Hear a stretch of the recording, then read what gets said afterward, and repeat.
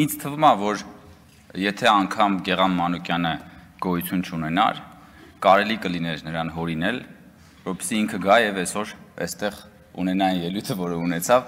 եւ հատկապես անի այն արտահայտությունը, որը արեց, ասում է Արարատը Հայաստանի հավաքականի մարզաշապիկից թյուրիմացաբար է անհետացել։ Ո՞նց կարա Արարատը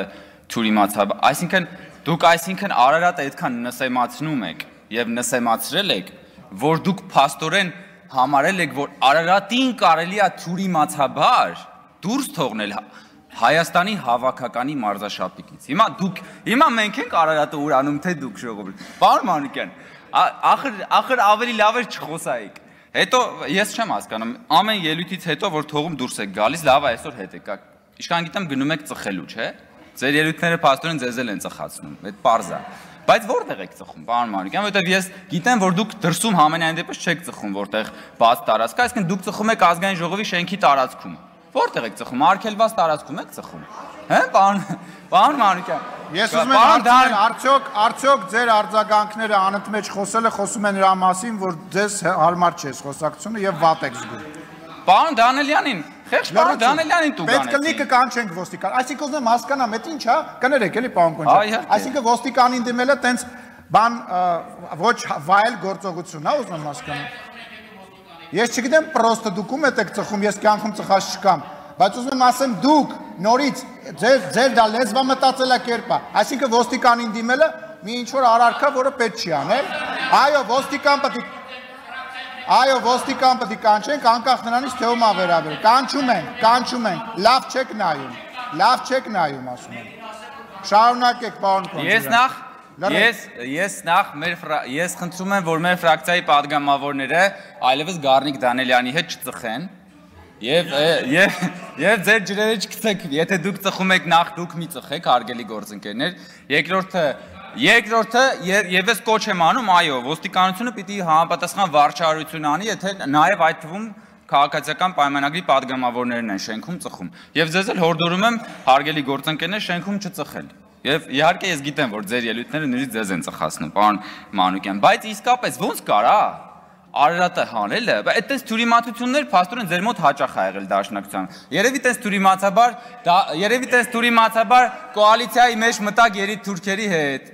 հետո տես թյուրիմացաբար կոալիցիայի մեջ մտակ հանրապետականների հետ, հետո թյուրիմացաբար այդ բանից կոալիցիայից դուրս եկաք, հետո էլի թյուրիմացաբար հետ մտակ այդ կոալիցիայի մեջ, տենց ամեն ինչ թյուրիմացաբար ա եղել։ Պարոն Մինասյանն ասում է, որ նախաձեռնություն են բերելու եւ ես իդեպ երեք շատ բաներ եմ ասել։ Խի դրանց չանդրադարձակ։ Փաստորեն համաձայն եք, պարոն Մանուկյան, երբ որ ես ասում էի, որ դուք ուրացել եք դաշնակցությանը, դուք ուրացել եք Սիմոն Վրացյանին, դուք ուրացել եք Քաջազնունուն, դուք ուրացել եք Խատիսյանին։ Հիմա հիմնավորեմ, թե ոնց եք ուրացել։ Ցեղասպանությունից ընդամենը 3 տարի անց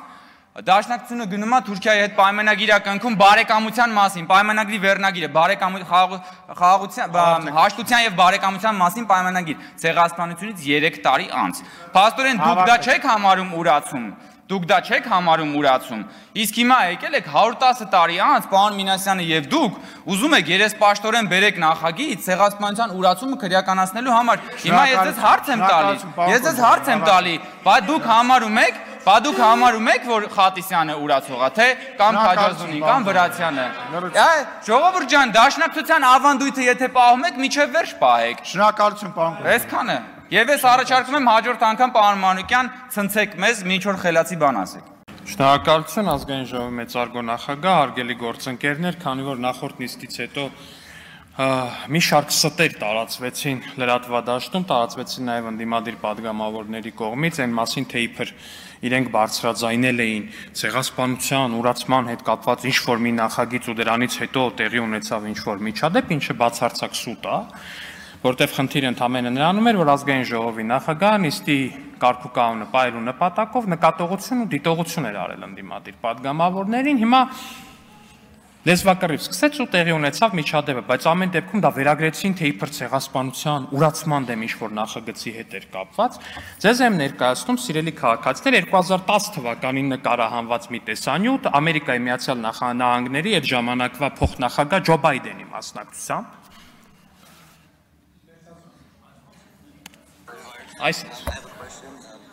very involved in the Armenian American community. As you know, we've been very burned there. Want to know what is the message we should be giving to our community? What should be giving the community is that we are not backing off. The Turks have to come to the realization of what reality is, and what we got to do is, the compromise that was being worked at. Tell them that when the Armenian president called me and said, "Look, do not force this issue." The Armenian president called me and told me not to force this issue. Հայաստանի Հանրապետության նախագահն է զանգել ինձ եւ խնդրել, որպեսզի չթեժացնեմ այս հարցը։ Խոսքը վերաբերվում է ցեղասպանության ճանաչմանը։ 2010 թվական, 10 թե 12, լավ չեմ հիշում, մի խոսքով նախագահը նույնն է Հայաստանի Հանրապետության։ Նախագահ Սերժ Սարգսյանն է։ Այդ ցեղասպանություն ուրանալուց եք խոսում, հարգելի դաշնակցական գործընկերներ, հարգելի հանրապետական գործընկերներ։ Հարգելի հանրապետական ու դաշնակցական գործընկերներ, եթե ցեղասպանություն ուրացող եք ման գալի, ման եկեք ձեր քաղաքական առաջնորդ Սերժ Սարգսյանի դիմապատկերի մեջ կամ ձեր կուսակցական շարքերում որպես այդպեսին։ Շնորհակալություն։ Հարգելի գործընկերներ, նախ պարոն Մինասյան, մենք հակադաշնակցական գրականություն չենք կարդում եւ անում այդ հետեւությունները, մենք դաշնակցական գրականություն ենք կարդում եւ պատկերացում կազմում այդ տարիների մասին։ Չէ, մեր Լենին չի, Քաջազն ունի, կարող ես եմ գրել դաշնակցությունը Հայաստանում անելիք չունի այլևս։ Ես չեմ գրել։ Հիմա հարգելի գործընկերներ, մի քանի բանի էլի անդրադառնամ։ Նախ պարոն Մինասյան, ասում եք գալիս եք, ասում եք բաներ, որոնք պատմական բաներ եք մեջ բերում, որոնք իրականության հետ կապ չունեն։ Բայց մի հատ ձերբի համար մի հատ մեր բերած փաստ չհերկեցիք։ Ու շատ հենց դա ոչ մի այս երկու օրը ինչ ասել ենք, ոչ մի բան չեք հերկել։ Ասեմ ավելին, վերջում մի հատ էլ հաստատեցիք ասելով բան, մեծ հաշվով ես հենց եմ ինտերպրետացնում ձեր ասածը, որ հա իրոք այն ամեն ինչը ինչ որ ասում եք արել ենք, բայց սխալ ենք արել։ Էդ էիք ասում ըստ երևույթին։ Այնուհետև դեպս ես տենց եմ ընկալում։ Բայց պարոն Մինասյան, հավատացեք, ես ուզում եմ կրկնել, ես ոչ մի հակադաշնակցական բան չունեմ։ Ընդհանրապես ոչ մի հակադաշնակցական բան չունեմ։ Ես խնդիր ունեմ երեսպաշտության հետ։ Ես խնդիր ունեմ, երբ որ մի ուժ, հələ լավ մոռանանք առաջին հանրապետությունը։ Դուք իշխանության մեջ եք եղել համ Ռոբերտ Քոչարյանի հետ կոալիցիայով, համ Սերժ Սարգսյանի հետ կոալիցիայով։ Օրինակ Ռոբերտ Քոչարյանի ժամանակ եղել են բանակցություններ Թուրքիայի հետ։ Դուք դրա հետ Դուք դրա հետ խնդիր չեք ունեցել։ Բայց օրինակ այսօր, երբ որ էլի կան բանակցություններ Թուրքիայի հետ, օրինակ Քրիստինե Վարդանյանը ասում է, Ռուբինյանը եթե քննադատում է դաշնակցությանը, ուրեմն իրան Թուրքիան է ասում, բան Թուրքիայից հրահանգաստան դրա համար է անում։ Սա երեսպաշտությունն է, էլի մաքուր երեսպաշտ, բայց լսեք, էլի տեսեք, ես լսում եի ձեզ։ Չէ, ես իրավունք ունեմ գնահատական տալու, եւ դա երեսպաշտությունն է, դա վիրավորական բառ չի։ Բայց ես ավելի շատ կուզեի պարոն Խաչատրյանի ասածին անդրադառնալ, որովհետև էլի կոնցեպտուալ բանավեճ է, էլի հիմա տեղի ունենում։ Ինչ է ասում պարոն Խաչատրյանը։ Նախ ասում է պատերազմը ձեզնից կախված չէ։ Բառացիորեն այդ բառերը դուք ասացիք։ Ահա։ Նախ շնորհակալ եմ, որ ասացիք դա, ուրեմն դա նշանակում է, որ վերջին 5 տարին, երբ որ օր ու գիշեր մեղադրում էիք մեզ ընդ որում տարբեր բառերով, էլի, որ բան չկանխեցին պատերազմը, ձեզնից որոշները նույնիսկ ավելի հեռուն են գնում, ասում են պատերազմ բերեցին, պատերազմի հրձիկ, էլ ինչ ասես, շնորհակալ եմ, որ ֆիքսեցիք, որ պատերազմը մեզնից կախված չէ, բայց ես մեկը նույնիսկ ձեր այդ արտահայտության հետ համաձայն չեմ։ Իդեպ մի հատ էլ բան բերեմ, հակասություն ձեր բերեմ ձեր մտքերի մեջ, սկզբից ասում եք պատերազմը ձեզնից կախված չէ, հետո ասում եք դուք մեկ-մեկ արտահայտություններ եք անում, որոնք կարող են բերել պատերազմ։ Հիմա կողմնորոշվեք, արտահայտությունից պատերազմ կարող է լինի, թե պատերազմը մեզնից կախված չէ։ Կամ որ ասում եք բանը, որ ասում եք պատերազմ չի լինելու, դա ոչինչ չի նշանակում, բայց մյուս կողմից էլ ասում եք դուք արտահայտություններ եք անում, որ բերում եք պատերազմ։ Բայց հələ դա մի կողմ, էլի։ Ես համաձայն չեմ, որ պատերազմը մեզնից կախված չէ, եւ ես համաձայն չեմ երկրաշարժի ու պատերազմի համեմատության հետ, եւ ես կարծում եմ, այստեղ ֆունդամենտալ խնդիր կա մեր տեսլականների միջեւ, որովհետեւ սկսենք նայել, որ երկրաշարժը չունի բան, անց չի, ինքը բան չունի, չունի մոտիվացիա, չունի հիշողություն, չունի էմոցիա, չունի ռեսուրս, ոչ մի բան չունի, ինքը բնական երևույթ է, որը կամ երկրակեղևի տարբեր, չգիտեմ, շարժումներից տեղի է ունենում, կամ տեղի չի ունենում։ Երկրաշարժը բան չի, ինքը չունի կամք, չունի ցանկություններ, չունի նպատակներ։ Բայց ունի էներգիա, բայց իր հետ հնարավոր չի բանակցել, քո գործողությունները ոչ մի ձև չեն կանխորոշում, եք անդհատի, հետո ուրիշ ժամանակ ձեզ են ընդհատում, ինձ ասում եք միջամտի։ Եվ համաձայն եք, որ պատերազմը այդպիսին չի, ինչքան էլ այո, եթե Ադրբեջանը որոշում է գնալ ռազմական էսկալացիայի,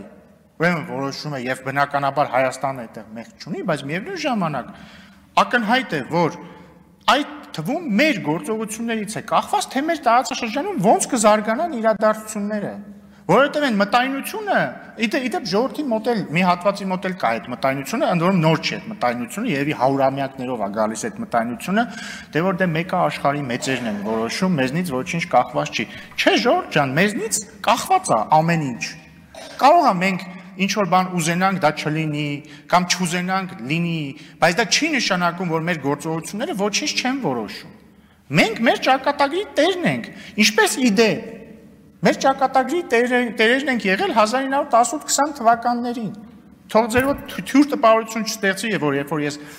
վկայակոչում եմ 1918-20, նույնիսկ 21 թվականի դաշնակցական ղեկավարությանը, ես իրանց համարում եմ դավաճան կամ այլն։ Հակառակը, ես համարում եմ, որ իրանք ամեն ինչ արել են, որպեսզի Հայաստանի Հանրապետությունը պահեն անկախ ու չի ստացվել, բայց իրանք դա ամեն ինչ արել են դրա համար։ Հիմա ձեր առաջարկած տեսլականը հետևյալն է, որ մեզնից բան կախված չի, մենք խաղաղություն չի լինելու, հնարավոր չի խաղաղություն, թշնամանքը անվերջ է, եւ հետեւաբար մենք պետք է անվերջ ապրենք թշնամանքի մեջ եւ էտա։ Բայց հարգելիներս, այդ ձեր տեսլականը փորձով ապացուցված է, փորձով ապացուցված է, որ չի աշխատում։ Չի աշխատում։ Ու դե հիմա ձեզ է թվում սխալ է, ինձ էլ թվում է ճիշտ է։ Մի բան էլ էլի անհետևողականության մասին, պարոն Մինասյան, եկել ասում եք, մենք չեմ հիշում կոնկրետ ձևակերպումը ոնց էր, ասեցիք, բայց մենք 42000 քառակուսի կիլոմետր տարածքով երկու հայկական պետական միավորում էինք թողել կամ տենց մի բան ասեցիք։ Պետություն, հիմա դուք հավանաբար նկատի ունեիք, որ Լեռնային Ղարաբաղը իր 12000 քառակուսի կիլոմետրով, որը Լեռնային Ղարաբաղը ըստ սահմանադրության այդ թվում։ Հիմա խնդրում եմ ինձ ասեք հետևյալը։ Դուք կոալիցիայի մեջ եք եղել եւ Ռոբերտ Քոչարյանի եւ Սերժ Սարգսյանի հետ։ Եվ Ռոբերտ Քոչարյանը եւ Սերժ Սարգսյանը Ադրբեջանի հետ բանակցել են Լեռնային Ղարաբաղի շուրջ գտնվող 7 շրջանների Ադրբեջանին հանձնելու վերաբերյալ։ Սա անհերքելի փաստ է, անհերքելի։ Հիմա դուք ասում եք 42000 քառակուսի կիլոմետրով երկու հայկական պետություն։ Այս դուք էլ կոալիցիայի մեջ եք։ Այսինքն դուք բանակցում եք պետությունը հանձնելու վերաբերյալ, թե ոչ։ Ոչ Մի վայրկյան, հետևաբար, կամ դուք համարում եք, որ հայրենիքը հնարավոր է զիջել հանուն խաղաղության, կամ դուք անհետևողական եք եւ կներեք արտահայտության համար մի փոքր երեսպաշտ, որովհետեւ դուք հիմա մեր գործընթացը, որը չի գնում, որը ոչ մի բան զիջելու մասին չէ, որը ընդամենը Ալմատայի հռչակագրի հիման վրա Հայաստանի եւ Ադրբեջանի կողմից փոխադարձ տարածքային ամբողջականությունը ճանաչելու մասին է, այսա քննադատելուց դուք ուրեմն երեսպաշտությամբ եք զբաղված։ Այսա դուք խնդիրը դաշնակցության հետ իմ խնդիրը հետեւյալն է, դուք ապրում եք ոչ թե ապրում եք, այլ խոսում եք դոգմաներով, այսինքն ազգային հայրենասիրական, պետական, կողքից մի երկու հատ էլ սենց թրիգեր բառեր կան, էլի, թուրք, դավաճան եւ այլն։ Ես գնում եմ այնտեղ բան, Թուրքիայից բան եմ ստանում, հորդորներ եմ ստանում ձեզ քննադատելու դաշնակցությանը, այս ամեն ինչը ասում եք, բայց փորձը ցույց է տալիս, որ ձեր կոալիցիոն կառավարման ժամանակ արել եք բաներ, որոնք ուղիղ հակասում են ձեր ասածներին, ու դա է ձեր ամբողջ քաղաքական կապիտալը։ Բայց խնդիրը դա հասկանում եք, խնդիրը դա, ես չգիտեմ դուք հասկանում եք, որ ձեր քաղաքականությունը անխուսափելիորեն, այլշուտ այն քաղաքականություն, որ դուք առաջարկում եք, անխուսափելիորեն տանում է պատերազմի եւ Հայաստանի անկախության վերացման։ Դա անխուսափելիորեն տանում է նրան, որովհետեւ եթե դուք դեմ եք նրան, որ Հայաստանը ունենա սահմանագծված սահմաններ, եթե դուք դեմ եք նրան, որ Հայաստանն ու Ադրբեջանը ճանաչեն իրար տարածքային ամբողջականությունը Ալմա-Աթայի հռչակագրի հիման վրա, եթե դուք այդ ամեն ինչին դեմ եք, ախր դժվար չի էլի գումարել մեկին մեկ, ստանալ, որ դա հավասար է նոր էսկալացիաների եւ Հայաստանի անկախության անխուսափելիորեն վերացման։ Պարոն Մինասյան տեղից հարցնում էր, որտեղից գիտեք, 004 շրջապերականից, որտեղ սևով սպիտակին գրել եք Հայաստանի համար սահմանազատումը Հայաստանին երբևէ ձեռնտու չէ, գրել եք, որ Հայաստանը պետք է միութենական պետության մաս դառնա եւ այլն եւ այլն։ Մեծարգո վարչապետ, ազգային ժողովի մեծարգո փոխխոսնակ, հարգելի գործընկերներ, ես նույնպես չդիմացա գայթակղությանը, մեր ընդդիմադիր գործընկերներին հակադարձելու, համենայն դեպս անսալով պարոն Թորոսյանի կոչին մի քանի փաստ ընդգծելով այդուհանդերձ իհարկե չեմ մտնի բանավեճի մեջ, թե մեզնից ով է ավելի թուրք։ Մեզ մեր ընդդիմադիր գործընկերները երկու խմբակցություններից մեղադրում են ցեղասպանության ուրացման հարցում եւ այս պարագայում ես չեմ կարող չհիշել, որ մեր խորհրդարանական ընդդիմադիր խմբակցություններից մեկի առաջնորդը, երբեմնի վերջին բոլշևիկը, որը համատեղության կարգով նժդեհական է, ժամանակին իր իշխանության տարիներին Հայաստան-Թուրքիա հարաբերությունների կարգավորման կարևորությունը գիտակցելով, սա գովաբանելով եմ ասում, որովհետև Հայաստանի Հանրապետության շահերը գիտակցող եւ որևէ առաջնորդ չի կարող չհասկանալ, թե որքան կարևոր է Թուրքիայի հետ հարաբերությունների կարգավորումը։ Եվ վերջինս գիտակցելով այդ կարևորությունը համաձայնվել էր հայ-թուրքական արձանագրություններին, որոնց մեջ նաև համաձայնվել էր պատմաբանների հանձնաժողով ստեղծել, որը ուսումնասիրելու էր 1915 թվականի իրադարձությունները եւ նոր միայն որոշեր, դա ցեղասպանություն է եղել, թե չի եղել ցեղասպանություն։ Սա ուրացում է արդյոք, ինչ եք կարծում, հարգելի գործընկերներ։ Նույն առաջնորդը անջատել էր ծիծեռնակաբերդի լույսերը, երբ Հայաստան էր այցելել Թուրքիայի նախագահը։ Հավաքականի մարզաշապիկից հանել էր Արարատ լեռը։ Սա ուրացում է, թե Հայաստանի Հանրապետության պետական շահերի գիտակցում։ Մյուս խմբակցության առաջնորդը, երկրորդ նախագահը կառավարական հանձնաժողով ստեղծելու համաձայնություններ տվել, որը կրկին պետք է ուսումնասիրեր ցեղասպանության լինել չլինելը։ Նույն առաջնորդը իր արտաքին գործերի նախարարով հայտարարել էր, թեպետ ոչ հրապարակային, բայց փակ հանդիպումների ժամանակ հայտարարել էր, որ եթե Թուրքիան համաձայնվի բացել հայ-թուրքական սահմանը, վերջինս հաջորդ իսկ օրը կմեկնի Ամերիկայի Միացյալ Նահանգներ եւ այնտեղ մեր գործընկերներին կհամոզի հրաժարվել հայոց ցեղասպանությունը ճանաչելու բանաձևից։ Սա ուրացում է, հարցս ռետորական է։ Դեմ էր արդյոք դաշնակցությունը անկախությանը։ Այստեղ հայտարարություններով չէ, որ մենք պետք է հասկանանք դեմ էր եղել թե ոչ։ Շնորհակալություն հայտնելով գործընկերոջս Տիկին Թագուհի Ղազարյանին, որը ուսումնասիրել էր նախաանկախական շրջանի դաշնակցական մամուլը, մի քանի հղում անեմ դաշնակցական մոտեցումներից անկախության վերաբերյալ։ Այսպես 88 թվական անկախության ձեռքբերումը ոչ միակ եւ ոչ էլ ամենակարևոր նպատակն է։ Կարող է պետական անկախությունը ազգի ապրելու եւ առողջ զարգանալու համար միակ ձևը չլինել։ Հաջորդը այսօր հանրաքվեի ճամփով որոշել հայ ժողովրդի կամքը խորհրդային միությունից դուրս գալու մասին նախանկարելի է եւ ապա վտանգավոր։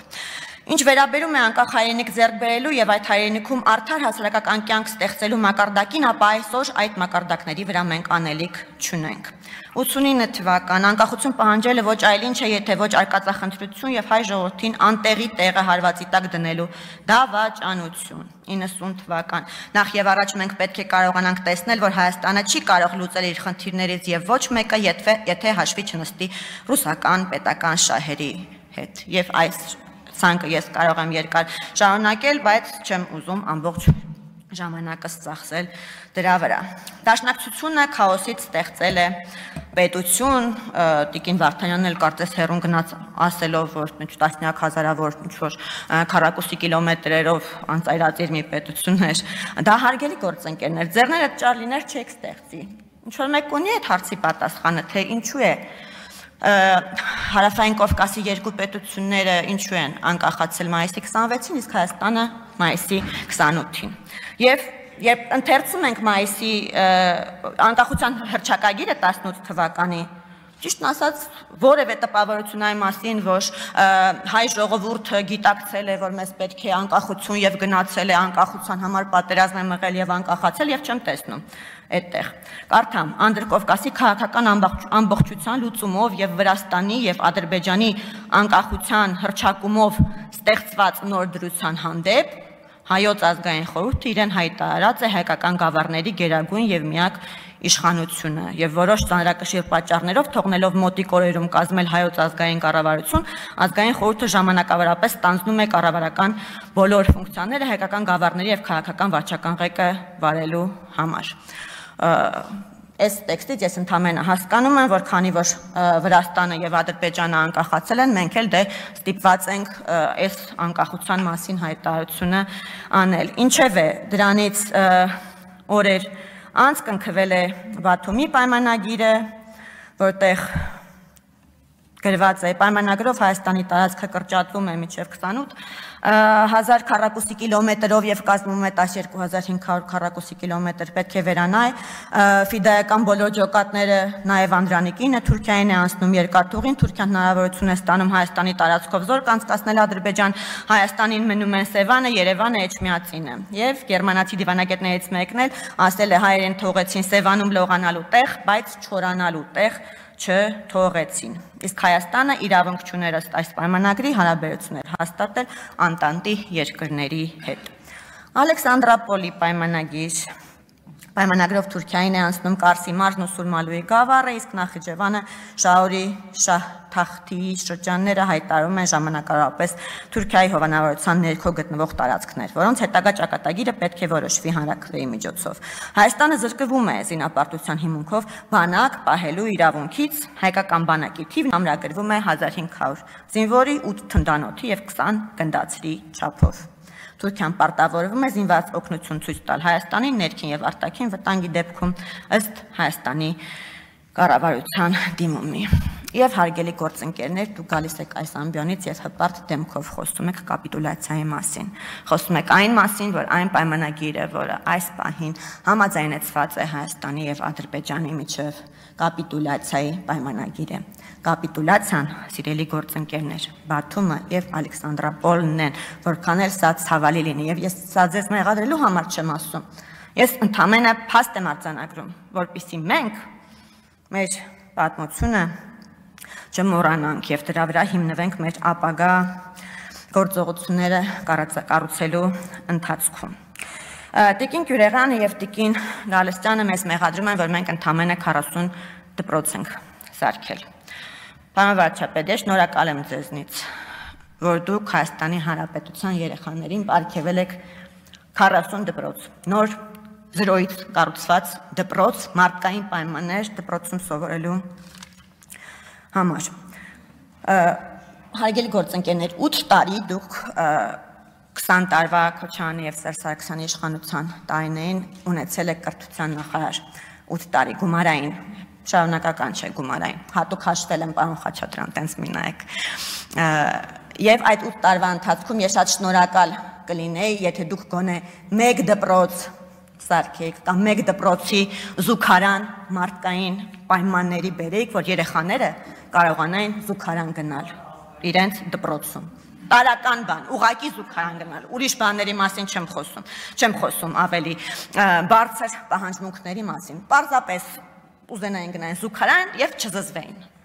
Գնային զուգարան։ Ըստ Տիկին Գալստյանի ժողովրդավարությունը հետընթաց է ապրում շռնդալից տեմպերով եւ հղում է անում Տիկին Գալստյանը Freedom House-ի զեկույցին եւ նաեւ ասում է, որ կոռուպցիայի ընկալման համաթիվը նույնպես շռնդալից անկում է ապրում եւ ով զարմանք բացում ենք զեկույցները 24 թվականի Freedom House-ը ասում է, որ փոփոխություն չի տեղի ունեցել ժողովրդավարության ինդեքսում։ Ես իհարկե կուզենայի, որ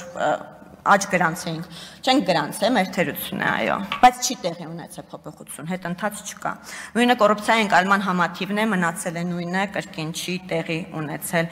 փոփոխություն։ Տիկին Թովմասյանը մեղադրում է, որ հեղափոխության հարթակից պարոն վարչապետը խոստացել է, որ պետք է ունիվերսալ մարմիններ ստեղծվեն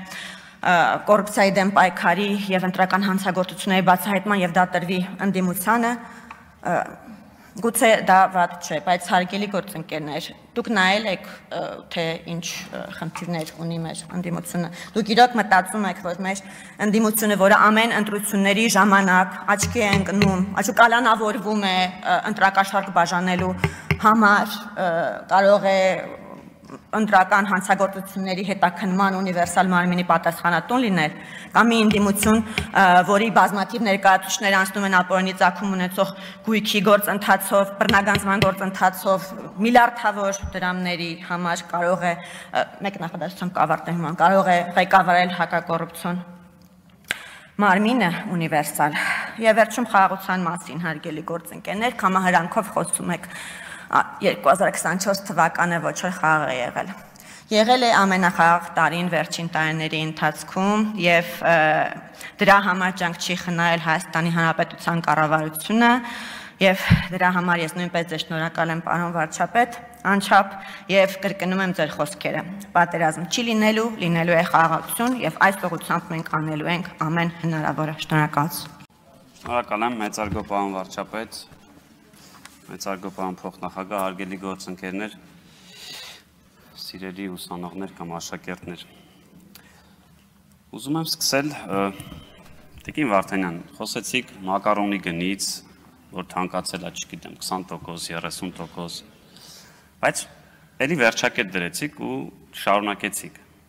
Ասում եք 5 տարի առաջ այլ գին էր, շատ լավ, 5 տարի առաջ դուք որպես պատգամավոր ստանում էիք 400,000 դրամ աշխատավարձ։ Պարոն Մինասյանը, երբ ձեզանից առաջել էր պատգամավոր, ստանում էր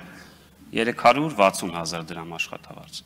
Մակարոնի գինը կարող է 50% բարձրացել, բայց դուք չեք ասում օրինակ հանրությանը, որ նույն Նիկոլ Փաշինյանի շնորհիվ դուք այսօր 850,000 դրամ աշխատավարձ եք ստանում ամեն ամիս։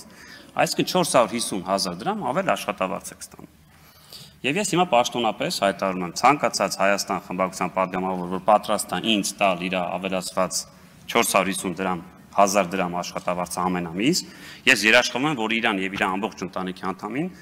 կապահովեմ մակարոնով։ Համաձայն եք, եկեք գործարքի գնանք։ Ինչքան պետքա տամ, պետքա հետը կեչուպ է կտամ, չգիտեմ, եթե պեստոյով եք ուզում, պեստոյել կառնեմ։ Եկեք այդ գործարքին գնանք, որ դուք ասում եք գները բարձրացել են, այո, գները բարձրացել են։ Խոսում եք ծառայողական մեքենաներից, բադավատներից։ Քաղաքացիների միջին աշխատավարձը 170,000 դրամից դարձել է 270,000 դրամ։ Այո, այդտեղ կա արդարացում։ Այն մարդը, որ չէր աշխատում, չուներ գումար, այո, իր համար գուցե այդ մակարոնի թանկացումը շատ ավելի ծանր է երևում։ Մենք էլ ենք դա ասում, բայց մենք էլ ենք ասում, որ այդ պետք է հաղթարվի աշխատանքով։ Խոսում եք պատավատապետությունից։ Այս տարվա հունվարի 1-ից մենք որպես հանձնաժողով այլևս մեքենա չունենք։ Ձեր ֆրակցիայի ղեկավարը իմ կողմից հարգված պարոն Սայանովյան, որ պահին հրաժարվեք այդ պատավատից, ես երաշխավորում եմ տարեկան տրանսպորտի փաթեթ ձեզ կգնեմ։ Հրաժարվեք հենց վաղ։ Մենք այլևս չունենք, դուք ունեք, եւ կամ ձեր ֆրակցիայի պատգամավորին ասեք, որ պատավատապետությունից որ խոսում է, թող ձեզ նայի, որտեղ մենք այլևս չունենք, բայց դուք ունեք։ Որ պահին գաք ասեք, ես հրաժարվում եմ այս պետական մեքենայից, երաշխավորում եմ 90,000 դրամանոց, կամ կարծեմ դուք նաև նախկին զինվորական եք, ունեք հաշմանդամության կարգ, նաև մեր բարեփոխումներով մի քիչ զեղչով կառնենք։ Եկեք այստեղ կանգնեք, ասեք, ես հրաժարվում եմ պատավատից, մենք ձեզ կապահովենք։ Մակարոնից բացի տենց ակցիաներ էլ կարող են։ Նայեք, ասում եմ, ուժի մեջը հենց հրաժարվեք այդ ավել 450,000 դրամից, ես երաշխավորում եմ, որ կտամ։ Ու երեք այս թեմայով մի ընկեր կար,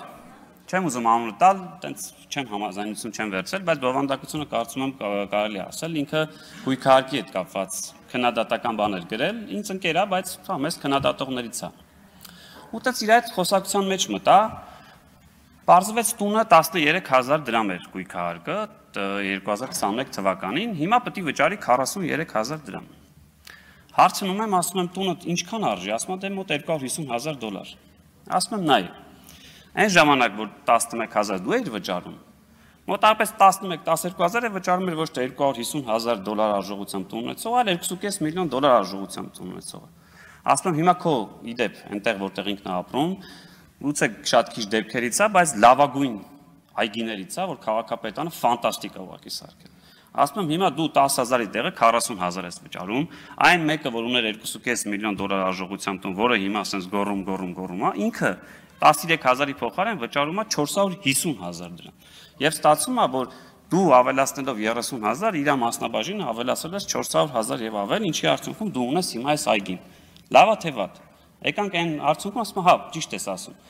Ինքը հիմնականում վիճարկում էր այն կոնտեքստը, որ երեք վարչապետն ասել էր, որ հիմնական բեռան կնում է այդ հարուստների կամ այդ շքեղության վրա, ասում էր, բայց իմն էլ է 4 անգամ, ասում հա, կոնը 4 անգամ է բարձրացել, այն ուստեինը 400 անգամ է բարձրացել։ Հա։ Չէ, դե շուկա 250,000-ը մոտավորապես 70-80 միլիոն էլի, այսինքն տենց դե Իրանը 4 անգամ է բարձրացել, պարոն վարչապետ, 11-ից դառել է 40,000, բայց այն ավելի թանկերը, որոնք մեծ բաժին ունեն եւ ձեր նշված թվերով այդքան է, այսինքն եկանք այն համաձայնության, որ այո, գույքահարկը ինքը տեսնում է դրա արդյունքները։ Հիմա նաեւ խոսում են, ասում են, գիտեք, ասում են ինքնության, այս երկիրի երշիկի եւ ինքնության բանի մասին է։ Տիկին Վարդանյան, օրինակ, երբ որ այդ ազգային ակադեմիական թատրոնի մոտով անցնում եք եւ տեսնում եք, որ ներքնահարկը գիշերային ակում ստրիպտիզ է տվել, վաճառել, այդ էր, հա, այսինքն երշիկի մասին չէր, բայց ստրիպտիզի մասին էր պետությունը։ Եվ հետո գալիս տեղ ասել ազգային բառը հանում են ակադեմիական թատրոնից, ազգային բառը չենք հանում, այս ստրիպտիզն ենք հանում օպերայից։ 25 տարի խնդում ենք, բայց լացելու բանը 25 տարի օպերայի թատրոնի դերասանները զուգարան չեն ունեցել, ժողով։ Այս վերջերս եմ մտել տեսել առանձնացված զուգարան է կարծում, հասկանում եք դա։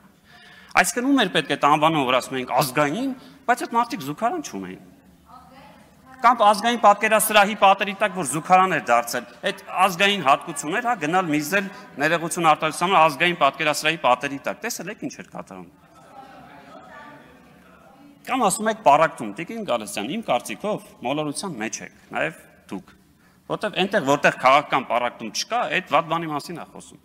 Ես եւ դուք միասին Միացյալ Նահանգներում ենք, Տիկին Գալստյանը չգիտեմ, պատմեմ սա թե չէ։ Այս ամերիկացի կոնգրեսականներին ասում է, դե մեր մոտ սևեր ու սպիտակների է բաժանած, այս մարդն ասում է, հա, մեր մոտ է կարմիրների եւ կապուտների է բաժանած։ Ասում է, չէ, մեր մոտ սրանց ասում են, այս մեր մոտ այն մարդն ասում է, հա, մեր մոտ էլ հանրապետականն են, փիղ են ասում, դեմոկրատների էշ։ Ու sense զարմացած կանգնել ասում հա փաստորեն տենց այո տենց է Տիկին Գալստյան որտեղ այդ քաղաքական պարակվածությունը դրա մասին է Տիկին Գալստյան տեղից ինչի եք արձագանքում մի հատ էլ Տիկին Գալստյան կգրանցվեք ֆրակցիայի անունից գրանցվեք եկեք խոսենք այսօր ձեր անունը իմաստալից տալա Մեկ էլ չեմ հասկանում էլի գալիս են այստեղ գալիս է կանգնում է մի մարդ խոսում է ինչ Գալստյան մի ընդհատեք տեղից Զուտ ազնիվ չի էլի այսինքն մի գործարարից ասֆալտը ուզես որ գա քո տան դիմացը անի հետո հանգստիդ փողը տա հետո հենց այդ գործարարը որ հասկանա որ արա մի րոպե ոնց որ շրջանառության թազը հարկա վրես դրված հենց հրաժարվի քեզ այդ փողը տալուց մեկը գա ստեղ կանց տեսել եք իր ապօրինի շինությունը չէ չենք տեսել որտեվ երբ որ պիտի տենայինք դու պետք է խոսայր դրա մասին չէիր խոսում ստանում էիր այդ եկամուտները Տիկին Էլինար Վարդանյանը մեջաբերում նախորդ օրվա այն միսորվա վերցել եմ իմ եւ իր հարցազրույցները Կամ լավ, մի արտահայտություն եմ անում, մեջբերում եմ անում։ Ներքին եւ արտաքին քաղաքականության բոլոր ոլորտները ձախողված եւ տապալված են։ Այսպիսով կրկին ունեցանք ապօրինի ճանապարհով ձևավորված իշխանություն, որի արդյունքում անհուսությունը խորանալու է, անարդարությունն է խորանալու, ավելի է մեծանալու արտագաղթը եւ լրջորեն վտանգված է մեր երկրի անվտանգությունը։ Գիտեք այս հայտարարությունը ով արել ու երբ։ Իմ կողմից էլի արված պարոն Սերյան Օհանյան 2017 թվականին։ Հիմա գալիս կանգնում ասում եք այն ժամանակ ամեն ինչ տավ ժողովուրդ դուք եք ասել որ այն ժամանակ իդեպ էս բոլոր խոսքերի հետ համաձայն եմ ամբողջությամբ պարոն ինչ ասել եք համաձայն եմ բայց դուք եք ասել բոլոր ոլորտները ձախողած եւ տապալված են ներքին արտաքին անվտանգությունը կա մեր երկիրն է վտանգված է հիմա էլ այստեղից նույն պարոն Քոչյանն եկել էր Լևոն Քոչյանն ասում էր ես չեմ պատկերացնում որ այն ժամանակ մեկը գար ասել որ երկիրը վտանգված է ժողովուրդ ջան ասել եք այն ժամանակը դիմադիր էր Եվ քանի որ կրթությունից խոսացին, ես բոլորի խորհուրդ կտամ մի հատ գիրք եմ ես վերջերս ընթերցում Պողոս Պետրոս, կարդացեք էլի, մեր վերջին 200 տարվա այս պատմության մասին է, ու այսօր մի էջ էի ընթերցում, որ չգիտեմ, մի ցակ համընկավ էլի։ Իդեպ քաջազնունուց էլ տողեր կար, երևի այդ մասը ասեմ էլի, ժամանակս եթե հերիք է։ Թուրքիան, այո, Եվրոպայի սա 20-րդ դարի սկզբի մասին է։ Ասում Թուրքիան, այո, Եվրոպայի եւ Ռուսաստանի կողմից իրեն պարտադրված հայկական ռեֆորմների պատճառով գրգռված էր հայության դեմ, բայց անմիջ ծնապարծությամբ եւ հիվանդագին ռուսամետությամբ կամավորական շարժում սկսելով ըստ էության պատերազմ հայտարարեցին Թուրքիային։ Հրահարեցին, որ օր առաջ եւ առավել եռանդով ձեռնամուխ լինել հայկական կոտորածներին։ Քաջազնունու անունը տվեցիք։ Ասպա Վանից եկավ Քաջազնունին, պաշտոնական հանձնարարությամբ զեկուցեց, որ Վանի եւ Արևմտյան Հայաստանի մյուս դաշնակցական կամավոր կառույցները կտրականապես դեմ են այսպիսի շարժում ստեղծելով, համարելով, որ սա վտանգում է մեր պետականությունը կամ հայերի անվտանգությունը։ Մեկ երկուսս այդ թվում եւ ես Աբգար Դպիր հեղինակն ասում, քո շնորհիվ քիչ թե շատ լուսավորվածս փորձեցինք խելամիտ գտնել պահանջը, բայց Նիկոլայ Կայսեր ու Ռուսաստան աստվածացնող մեծամասնությունը ոչ միայն 1-2-ից, այլև Քաջազնունու բերանը փակեց։ Հետո շարունակում ասում, ինչև է։ Պատերազմը, որը համաձայն ազգային բյուրոյի հավաստիացումների եւ ցարական խոստումների հայկական 6 վիլայետներին առնվազն ինքնավարություն պիտի տար, սկսվեց խորշակի պես անցավ մեր խանդավառության վրայով եւ երեկվա հարսնակավորներս այսօր նստած ենք Արևմտյան Հայաստանի շիրիմի առաջ։ Այս էլի ձեր դաշնակցական հատվածներից է։ Ու շարունակում է։ Ասում Գերմանիայից ու Անգլիայից էինք դժգոհում, որ միջամտում են մեր գործերին։ Ռուսները բոլորին տվել անցել են։ Վարդապետին ապշեցնում են հայ էմիսարները, որոնք Ռուսաստանից, այս էջն է ես որ կարդում էլի, որոնք Ռուսաստանից գործուղվել են դեռևս ոտքի չկանգնած երկրի հիմքերը քանդելու 10 վայրկյան կամ 20 եւ քանդում են։ Քանզի դարերով օտարի հպատակության ընտելացած հայը տեր է ուզում։ Վերջին 100 տարում էլ ռուսին է տեսել։ Ինչ է այս հայ էմիսարների ուզածը։ Ղարաբաղում տիրացել էիք իշխանության։ Ինչ արեցիք։ Այնտեղի հայերի համար բացի այն, որ տասնյակ հազարատների տանջալից մահվան պատճառ դարձաք։ Գալիս են ժողովներ անում, ինչ որ կազմակերպություններ ստեղծում, իշխանության բացահայտ կոչեր անում։ Ինչով է նրանց խանգարում այս պետությունը։ Խանգարում է այնքանով, որքանով խանգարում է Ռուսաստանին, որը չի պատկերացնում, թե հայը պետք է իր ոտքի տակից գնա եւ ահա իր շներին է ուղարկել այստեղ հաչալու, բայց ցավոք Հայաստանը դեմոկրատական հանրապետություն է եւ չի կարող արգելել այս կուսակցությունների գործունեությունը, ասել է թե հակապետական քարոզը։ Շնորհակալություն։ Շնորհակալություն, հարգելի գործընկերներ, սիրելի ժողովուրդ։ Ես իհարկե պարոն Արեն Մկրտչյանի նման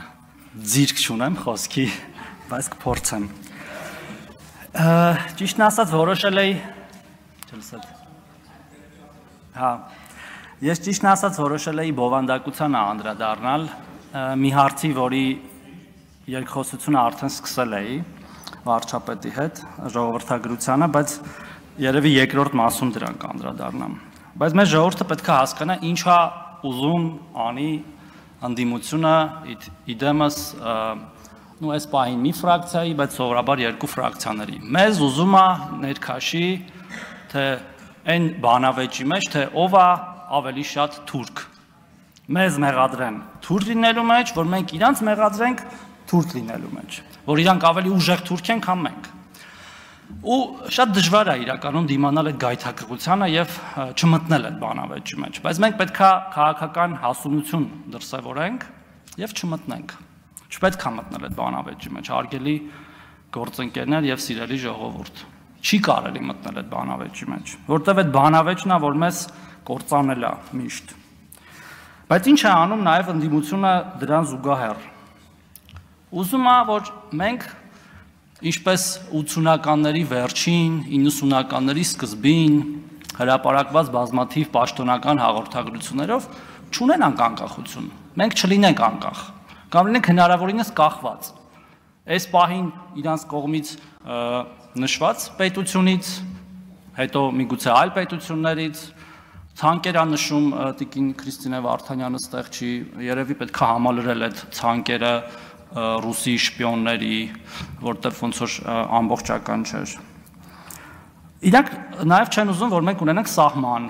պետականության ամենակարևոր ատրիբուտներից մեկը, ու ասում է, որ մենք ենք վարչությունում որոշե Հայաստանի Հանրապետության սահմանը, չէ, տիկին Վարդանյան, մենք չենք որոշել ու չենք էլ ուզում որոշենք։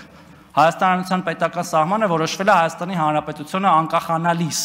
որին դուք դեմ եք եղել ու մինչև հիմա դեմ եք։ Հայաստանի Հանրապետության սահմանը Հայաստանի Սովետական Սոցիալիստական Հանրապետության սահմանն է, վարչական, վերջակետ։ Այդ է Հայաստանի Հանրապետության սահմանը, ուզեք, չուզեք։ Եվ մենք այո գնալու ենք, սահմանազատելու ենք այդ սահմանը մինչև վերջ։ Ոնց որ սկսել ենք, ինչպես իմ գործընկերները նշեցին,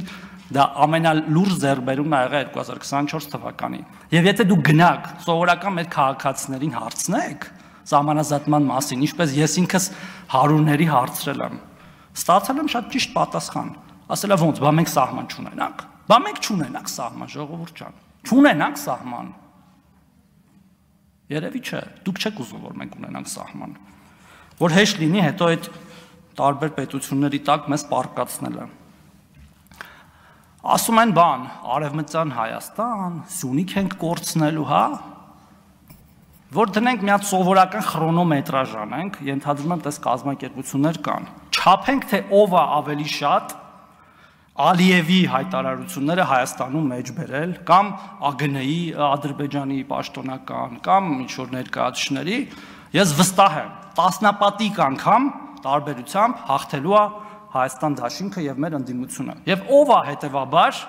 տարածում Ալիևի նարատիվները Հայաստանում։ Ով է ուզում, որ Ալիևի ասածները տեղի ունենան Հայաստանում։ Ով է ուզում, որ Հայաստանում լինի միջանցք արտատարածքային։ Ով։ Պարզ այդ հարցի պատասխան։ Ով է ուզում, որ Սյունիքը կորի։ Ով որ խոսում է Սյունիքի կորուստի մասին։ Ով է ուզում, որ լինի Արևմտյան Ադրբեջան, ով որ խոսում է Արևմտյան Ադրբեջանի մասին։ Եվ մեր ժողովուրդը կարծում եմ շատ լավ գիտակցում է այս ամենը։ Այսքանով ավարտենք բանավեճը ու անդրադառնամ մի կարևոր բովանդակության, որից ավելի կարևոր բան չկա, հարգելի գործընկերներ, չկա պարզապես սրանից ավելի կարևոր բան, որտեվ այն դպրոցները, մանկապարտեզները, ճանապարհները, գործարանները, աշխատատեղերը, որ կառուցվում են, պետքա ունենան շահառուներ։ Մենք պետքա բոլորով գիտակցենք, որ մեր ամենահիմնական խնդիրը պետքա լինի Հայաստանի Հանրապետության ազգաբնակչության, մշտական բնակչության աճը։ Ես ուզում եմ մի ցավալի էլի վիճակագրություն բերել արդեն այս տարվա, որ երեկ հրապարակվե։ Մենք հունվար-փետրվար ամիսներին էլի -500 ծնունդ ունենք։ Մենակ հունվար ու փետրվար ամիսներին 494-ով պակաս, քան անցյալ տարվա հունվար եւ փետրվար ամիսներին։ 23-ից 24 էլ 492-ով էր պակաս եղել, այսինքն -9%։ Մենք պետք է հասկանանք, որ սրանով պետք է լուրջ զբաղվել, եւ ես կարծում եմ, որ այն ջանքերը, որ մինչեւ հիմա մենք գործադրել ենք, բավարար չեն։ Թեև խոսել ենք դրա մասին, որ ինչ որ դրական տենդենսներ կան, բայց լուծումները պետք է գտնվեն այդ թվում ինչ որ առաջնահերթություններ փոխելով մեր ծախսերի մեջ, որտեղ սրա վրա նաև գումար է պետք ծախսել։ Եթե մենք չունենանք կայուն, որակյալ, աճող ազգաբնակչություն, մենք չենք կարող լինել մրցունակ։ Ոչ տարածաշրջանում, ոչ աշխարհում, ոչ միտեղ։ Բիզնեսները չեն ունենալու շահառուներ, ասացի, այդ որ ստեղծվում են եւ այլն եւ այլն։ Իհարկե մի դրական բան կա, որ օրինակ սահմանահատումների մասով մենք բավական լավ ցուցանիշ ունենք 24 թվականին, 23 թվականին գրեթե 30,000 ա եղել բացասական բալանսը, այսինքն ավելի շատ մարդ գնացել է, քան եկել, 24-ին 4,000 ա ընդամենը,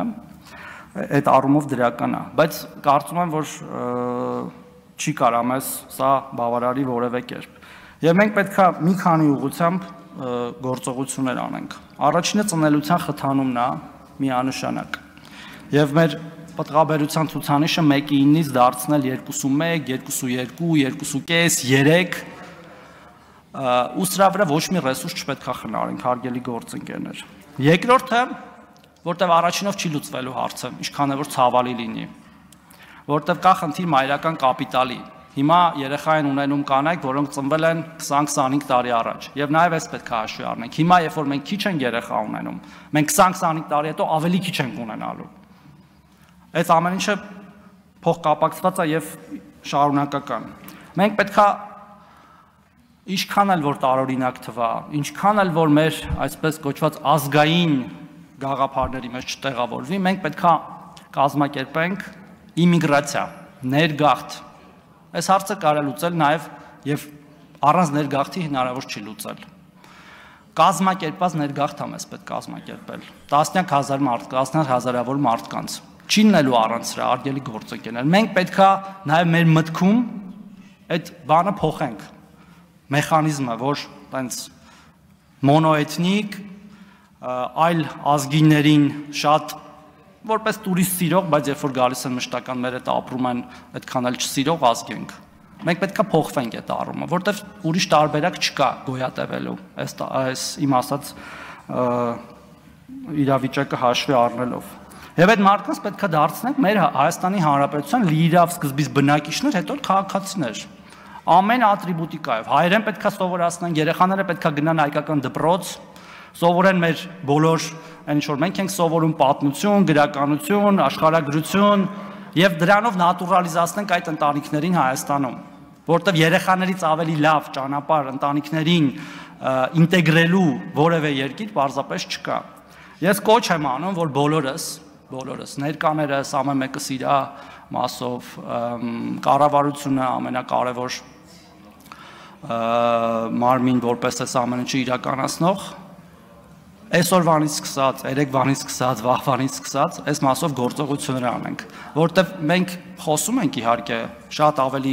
տարբեր թեմաների մասին, բայց եթե մենք այս հարցը չլուծենք, այդ մյուս թեմաները պարզապես անիմաստ են լինելու։ Ես իհարկե չեմ ուզում տխուր նոտայով ավարտել խոսքս, ավելի շատ ուզում էի տենց սթափեցնող լիներ խոսքս մեզ բոլորիս, անկախ քաղաքական իդեպ դաշտից, թե որ դաշտից ենք։ Եվ այնպիսի քայլեր անենք բոլորս միասին, որ իրոք այս իրավիճակը փոխենք։ Շնորհակալություն։ Շնորհակալություն։ Հարգելի գործընկերներ, սիրելի ժողովուրդ։ Ես կուզենայի կատարողականի համատեքստում անդրադառնալ մեր ձեռքբերումներին, սակայն ձեռքբերումներին ոչ թվային ցուցանիշների տեսքով, որովհետև 2024 թվականի երևի թե ամենամեծ ձեռքբերումը, այսպես եթե ուղղակի զուտ մտովի վերադառնամ 2024,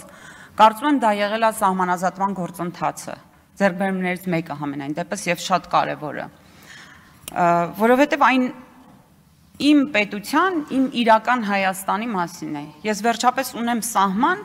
որը ես ճանաչում եմ իմ հարևան պետության հետ, եւ այն ընդգծում է այն տեղանքը եւ այն սեփականությունը, որի վրա ես ապրում եմ եւ որի համար ես պիտի հոգ տանեմ։ Ես կուզենամ, որպեսզի նաեւ մենք ուշադրություն դարձնենք խաղաղության գործընթացին։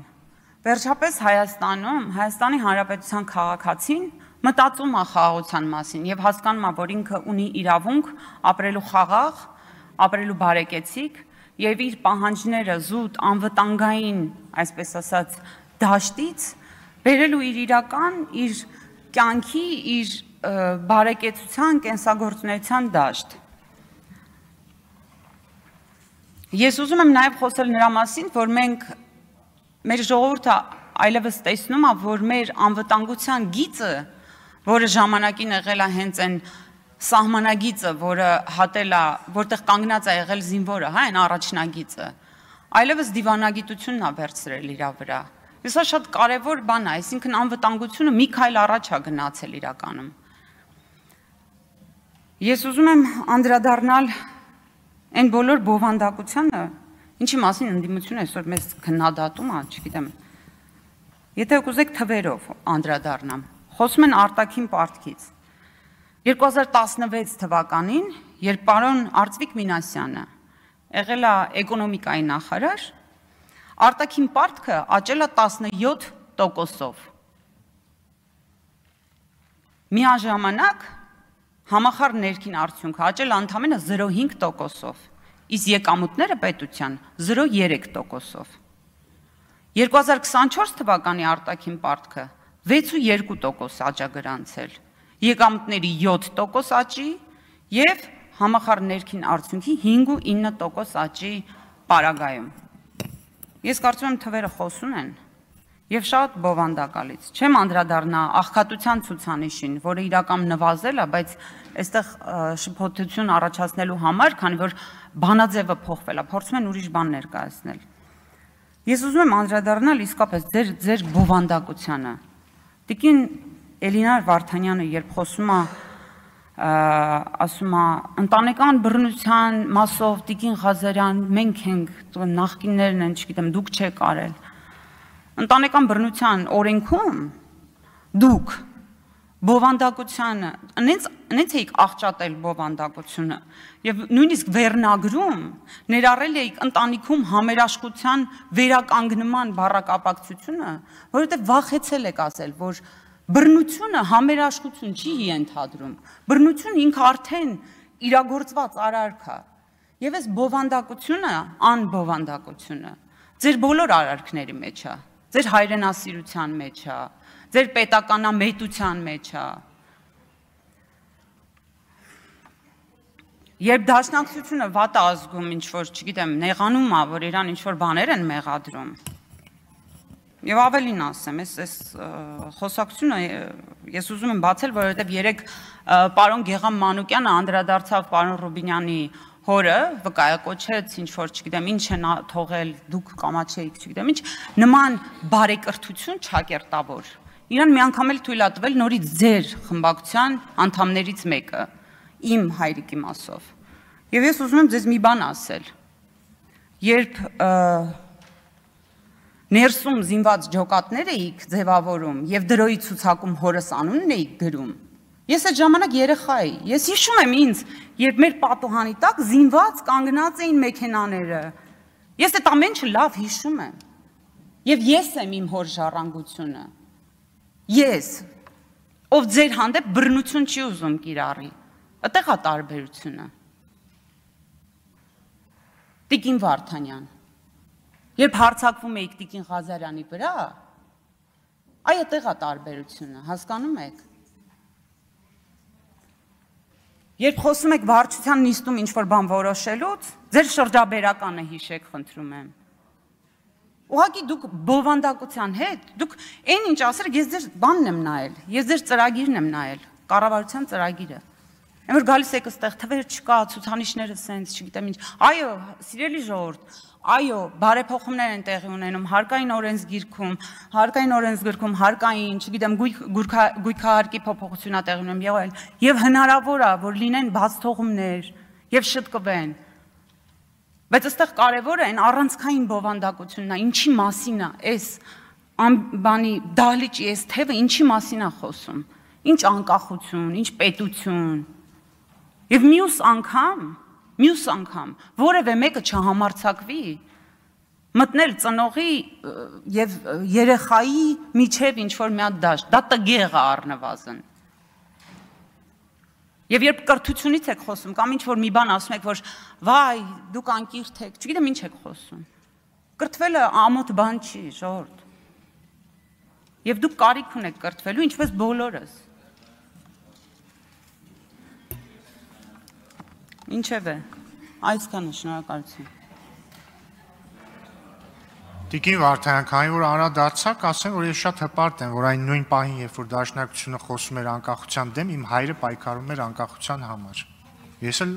հպարտորեն շարունակում եմ այդ գործը, դաշնակցությունն էլ ոնց որ թե հպարտորեն շարունակում է իրենց նույն գործը։ Հայաստանի Հանրապետության մեծարգո վարչապետ, ազգային ժողովի հարգարժան փոխոստնակ, հարգելի գործընկերներ։ Սիրելի քաղաքացիներ, սիրելի Արցախի քույրեր եւ եղբայրներ։ Այս օրերին շատ ենք լսում տարաբնույթ խոսակցություններ այն մասին, որ Հայաստանի Հանրապետության ներկայիս իշխանությունը այլևս չի ցանկանում սոցիալական աջակցություն ցուցաբերել տեղահանված անձանց։ Որոշ քաղաքական շրջանակներ փորձում են ձեզ դիրքավորել որպես պահանջատեր եւ գերակա տուժողներ, ձեզ ուղղորդում են Հայաստանի Հանրապետության կառավարության հասարակ ժողովրդի դեմ։ Սեպ են խրում հասարակության մեջ։ Այս ուժերը եւ Արցախում, եւ Հայաստանում միայն թալանել են, զավթել են, ունեզրկել են, Երևանի կենտրոնում անմեղ մարդկանց են գնդակահարել, ժողովրդավարական արժեքներից դուրս մաֆիոզ, դիկտատորական համակարգ են ստեղծել, ժողովրդին են ստրկացրել։ Սա է այս խմբակի կարողությունները եւ ցանկությունները, եւ պետք է խոստովանեմ, որ այս գործում մեծ վարպետ են։ Այս քաղաքական ուժերը երբեք չեն մտածել Արցախի եւ Հայաստանի Հանրապետության հզորացման, մարդկանց բարեկեցության մասին եւ չեն կարողացել քաղաքական ինքնուրույն եւ ընդհանրապես քաղաքական որոշումներ կայացնել, քանի որ այդ որոշումները կայացնում էին մեր երկրի սահմաններից դուրս հեռավոր հյուսիսում։ Ես ցավում եմ, որ դուք ընդդիմության պարագլուխներ, քաղաքական ինքնուրույն եւ կամք չեք ունեցել որոշումներ կայացնելու եւ ընդհանրապես առաջնորդ լինելու կարողություններով եւ հմտություններով օժտված չեք եղել։ Ղարաբաղյան կլանը, նրանց հայրերը եւ մակլավիկները Ադրբեջանի եւ իրենց ձեռքով ամեն ինչ արեցին հայաթափելու Արցախը։ Լեռնային Ղարաբաղի քույրեր եւ եղբայրներ։ Ղարաբաղյան հակամարտության ողջ ընթացքում տուժել ենք բոլորս։ Տուժել ենք մարդկային ռեսուրսներով, մեր անգին զավակների, ամուսինների, եղբայրներին կորցներով, շատերն էլ դարձել են հաշմանդամ կամ տուժել են հարկադիր արտագաղթմամբ։ Տուժել ենք բոլորս, կորցրել ենք բոլորս, այնինչ եղավ համազգային ողբերգություն է, այդ ողբերգությունը բոլորինն է։ Այսօր էլ այդ չարամիտ ուժերը լծված են մեկ այլ գործի, մեկ այլ նպատակ ունեն, մեկ այլ հրաման պիտի իրագործեն, վերջ տնեն Հայաստանի Հանրապետության ինքնիշխանությանը, պետականությանը, լուծարել Հայաստանի Հանրապետությունը, ծայրագավառ դարձնել, զրկել ժողովրդին ազատությունից եւ բարեկեցիկ ապրելու իրավունքից։ Մենք այս ամենը թույլ չենք տալու։ Մենք կառուցել ենք շատ ամուր, հզոր, իրավական, ժողովրդավար պետություն եւ դրա համար անում ենք, անելու ենք ամեն ինչ։ Սիրելի ժողովուրդ, պետք է ասեմ, որ մեզ նաև շատ են մեղադրում, որ մենք խոստացել ենք, որ թալանը ետ ենք վերադարձնելու, բայց գործընթացը չենք կարողանում իրականացնել։ Դանդաղ ենք իրականացնում կամ շատ զգուշավոր ենք եւ այլն։ Դա այդպես չէ։ Մենք հոգ ենք տանում մեր պետության, մեր ժողովրդի մասին, որովհետև ամենաթողություն կամ վենդետա լինելու դեպքում շատ մեծ վնաս կհասցնենք մեր իսկ պետությանը, մեր միջազգային հեղինակությանը, մեր ներդրումային միջավայրին եւ մեր անվտանգությանը։ Սիրելի ժողովուրդ, մենք ներդրել ենք ապօրինի ձեռք բերված գույքի բռնագծման համակարգը եւ այն այլևս իրողություն է։ Նշեմ, որ Հայաստանի Հանրապետությանն են վերադարձվել շուրջ 210 միլիարդ դրամի գույք եւ դրամական միջոցներ, այսինքն շուրջ 510 միլիոն դոլար։ 1.7 միլիարդ դոլարի ապօրինի ձեռք բերված գույք գտնվում է կալանքի տակ եւ դա հնարավոր չէ օտարել այս պահին։ 1.5 միլիարդ դոլար ապօրինի ձեռք բերված գույքի մասով գործերը քննվում են դատարաններում։ Հարգելի քաղաքացիներ, թալանվածը, գողացվածը վերադարձնելու մեր կամքը չի թուլացել։ Մենք հավատարիմ ենք մնացել պետության ինստիտուցիոնալ կայացման գաղափարին, որը շատ բարդ է, բայց այն միակ ճշմարիտ ուղիղ ճանապարհն է։ Շնորհակալություն։